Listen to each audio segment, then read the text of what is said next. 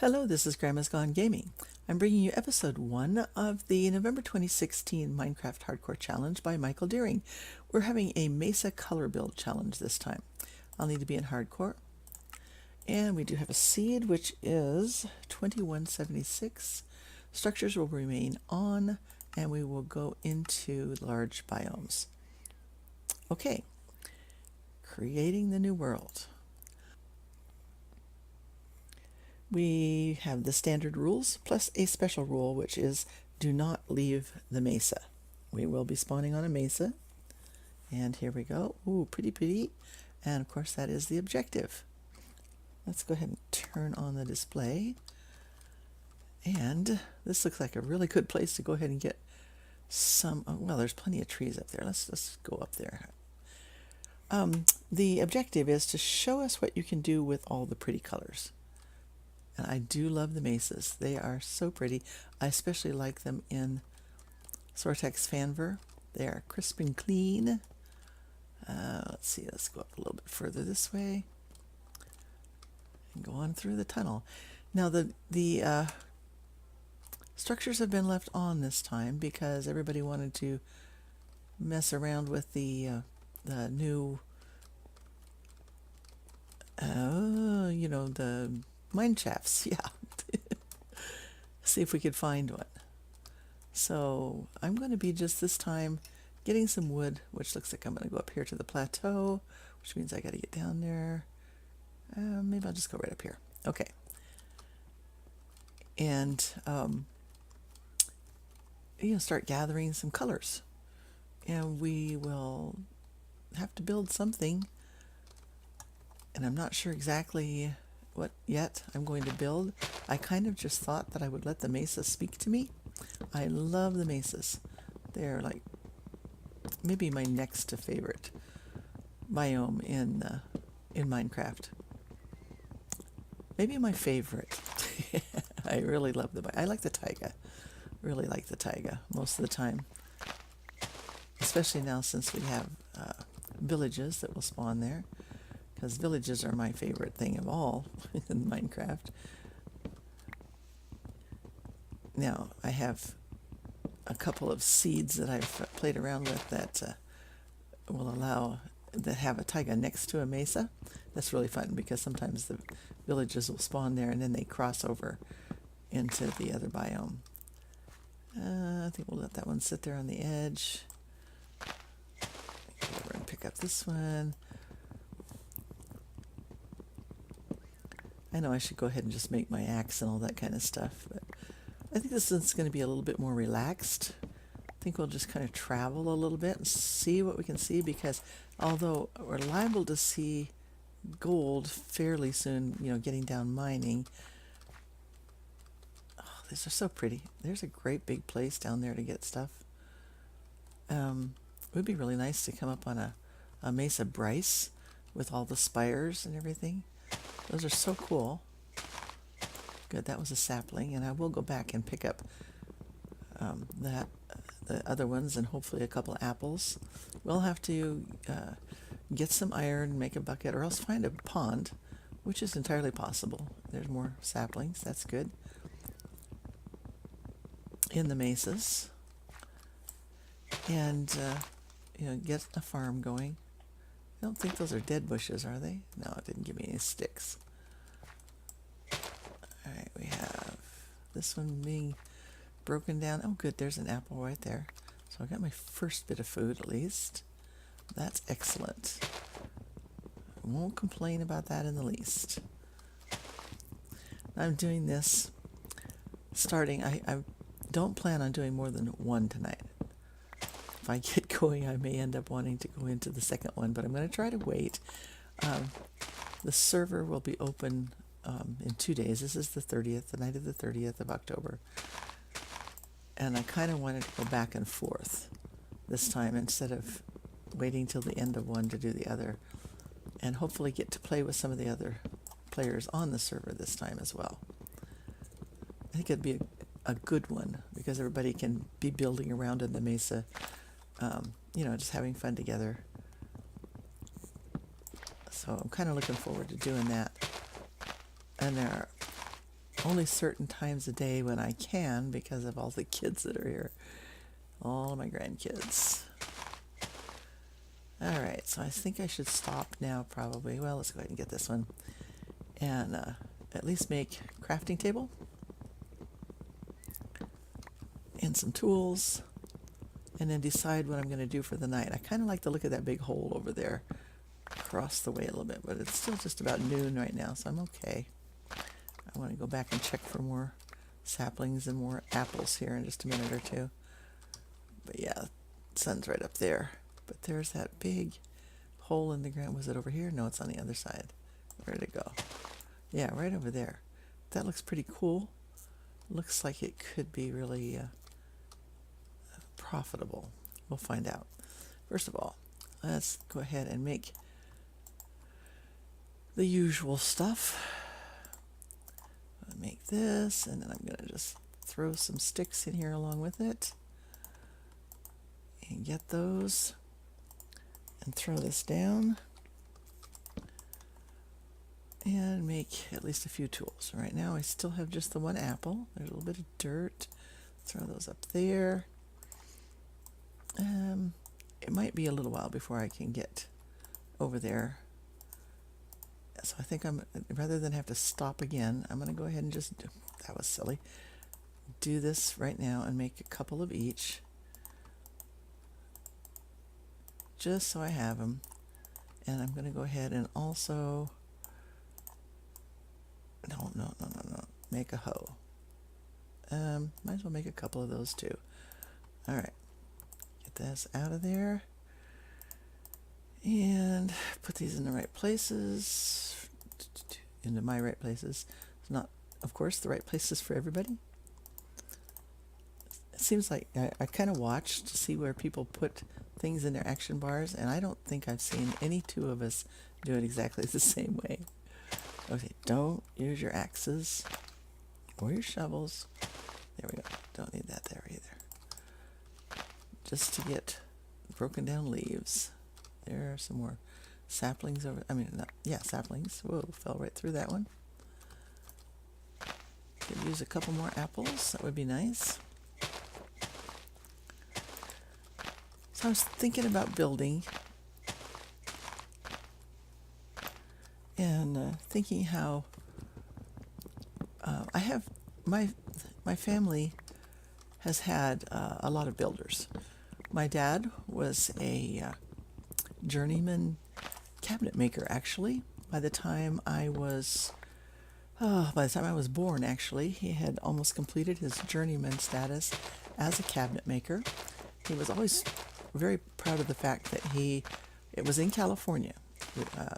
Both my parents were born here in South Dakota, but in fact only about 100 miles from where I live now. But they moved over to California before I was born, and I'm the oldest of all our 4 children in our family. Okay, oh, there's a few more there. Okay, good. And, come on, get that one. And then he was able to go into that apprenticeship program. All right, we're going to head over that way. Sun's going that way. And he was able to, because of the man that he apprenticed through, start helping him work for, where is that hole in the ground? I thought it was over this way. Now I can't see it. Oh no, where is it? Shoot, is it over here? Help him, there it is, as he worked with the homes of the movie stars in the area, because since Mom and Dad lived in,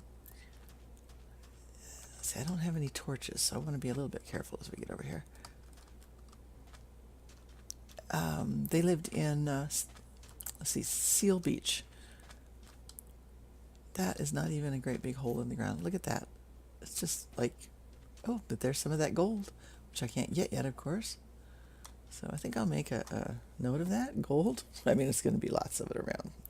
Gold at 128, 65, 11. Okay, well, let's see where else. And there's coal right here. So let's just go ahead and start here. And we'll go ahead and work ourselves down this way here. Just do a little bit of mining. So anyway, so by the time I was born, and I was born in Long Beach, California, because there was no hospital at the time in Seal Beach. And Seal Beach has still over the years been pretty small and had some problems. It has come back in later years, still there. It's a beautiful place to visit. I've been there as an adult and also been to Long Beach. Didn't get to go on the Queen Mary while we were there, but did get to see it in the dock area, the dry dock. Actually, I think it was not dry dock. It was right over there. It was in the water, so it was pretty cool. And of course, it's a place you can go in and tour and all that now. So it was really neat.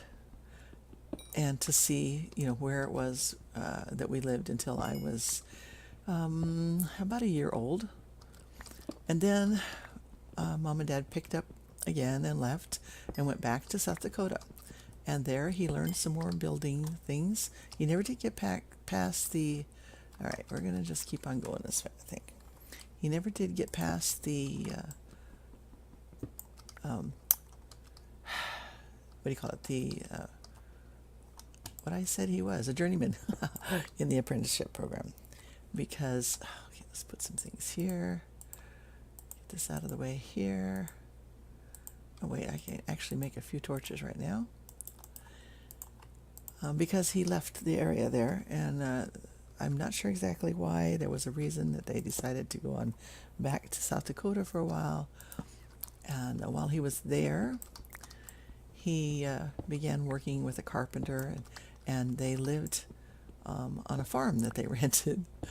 And Mom said she was never so scared as the day that I guess I had no fear. It was a pig farm, and they were taking care of the animals as well as taking care of the farm itself for the people that were, I guess, out of the state for a while.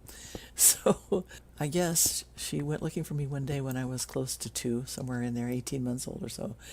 And I had wandered off, and she was like frantic and found me out on the fence, jumping up on the fence, talking to the huge sows. I don't know if you've ever seen any pigs, but some of the sows can be absolutely humongous in size. They're just... and I've seen them as an adult, and they still seemed humongous to me. But evidently, I just thought they were pets or something, and I was ready to jump down in there and, get down with the baby pigs, I think. So Mom said she just about had a panic attack. She didn't know what she was going to do, but she would have braved those pigs. Mamas are that way. So anyway, she rescued me. And then another time, I guess, I wandered out onto the highway, which would be like we have around here, dirt roads, where our little hobby farm is right now. So yeah, it was, she said that was kind of a tough place there. But shortly after that, they heard about Alaska. Now, they also had talked about going to Australia. Okay, we'll just go this way a little bit here and pick up some more of this. This is your basic hardened clay color here, or just, what is it? This is the hardened clay. And that's one of the colors. Anyway, we want some of that. I'll just take this line of it out here. Anyway, they had heard about Australia, and they heard about Alaska, and they thought that they would just go up to Alaska and see what it was like up there. Oh, can't get that. Okay. All right. I know basically where this is going to be because I wrote that down. I think I'll make sure I get this little hidey hole written down as well, which is 136, 66, and 21. Okay. Anyway, so they wanted to maybe go from Alaska. Dum-dum. You got to do this in the in the crafting table. Okay. They thought they would go from Alaska after they had seen what it was like, and probably go on over to Australia. Not thinking necessarily that they would settle there, but they liked the sound of it. Both of them had always wanted to visit there, so they just thought they would go. But they didn't. They never went. They got stuck on Alaska. And if you have a pioneer spirit of any type, if you like still living in, even these days, a little bit, yeah, see, I don't have anything to cook yet, so that's fine. A little bit of the old pioneer look. There's plenty of places. There are plenty of places that have modern things, of course, and there were when I was growing up, as modern as it was. We moved up there in 1951. But they decided when they got down to see Valdez that that's where they were going to stay. That was home, and they did. So the first few years of my life, my brother was only, he was just a baby when we, I'm just telling you what I've heard. Of course, I don't remember those things in particular. I remember a lot of things about my life back then, some of them that I don't, know if they're actual memories or just things that people have told me, but some that I think, because I know my parents would go, we never remembered that, so pretty sure that there are some of them that I know were my memories alone. But, yeah. So we went up in an old panel truck, an old, I think, Chevy panel truck, and my parents put a swing in between the front seats. If you've ever seen the old panel trucks, you could clear out the back of them. So they made that into their camper. More of those. Oh, that's the ones I saw there. And they put the swing in there for him to ride in. And then I had a little seat where I could, I shouldn't have taken those down yet. Silly. Okay. Where I could, sit and talk with them and see what was going on and all that kind of stuff. And so I would sit in there in the middle, and I remember I have always liked, for one thing, pickles. And my grandma Minish, Grandma Shishnia, actually, she was remarried, my dad was Minish, made Polish pickles, because they were Polish. They came over from the old country, and she would make Polish pickles, grew her own cucumbers, and did all that stuff. And so she sent bunches and bunches of the pickles with this, and probably some of her Easter bread and all that kind of stuff, I would imagine. But anyway, we had all those things in there, and I remember eating pickles because I love pickles, and I still remember eating pickles from the time I was little. And I remember, I'd be sitting there eating a pickle, and my daddy would sing to me, "Baby, it's cold outside," and I would tell him, "No, it's not, Daddy. No, it's not." And it wasn't. We were in the summer. But he loved that song, and he and Mom would sing it together. She has always been a really good musician. He had a good voice. They would sing together a lot. And she would play her violin, but not on that trip. I don't think she got her instrument out to play on that trip very much. But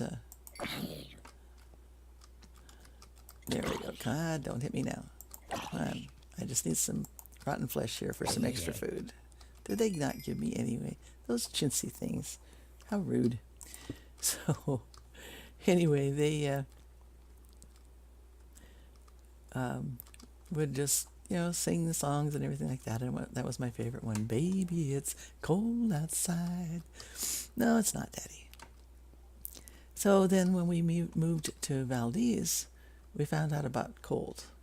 Now, growing up in South Dakota, my parents had actually experienced very similar weather to what we had up there in Alaska.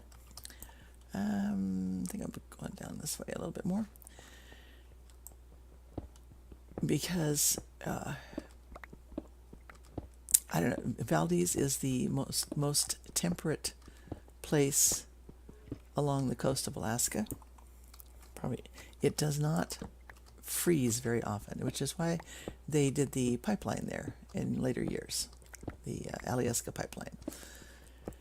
So you get a lot of rain and a lot of snow, but you don't, generally speaking, get a lot of the really, really cold temperatures, not even as cold as it gets here in South Dakota.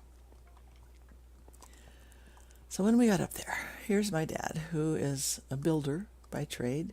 Okay, we're just about ready to get to day 1 here. So this is about the end of this episode. And I think there might be some bones out here. I heard skeleton dying, so I thought I'd just take a quick check. But he was over here, and I don't see anything. I think there must be, yeah, I think there's a cave that I was coming up to pretty quick here.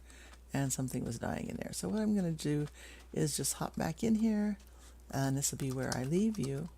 But, and I'll tell you a little bit more my next time about why I grew up enjoying things like these games where you can build things. And I hope you will come back and watch. And thank you for watching. And bye for now.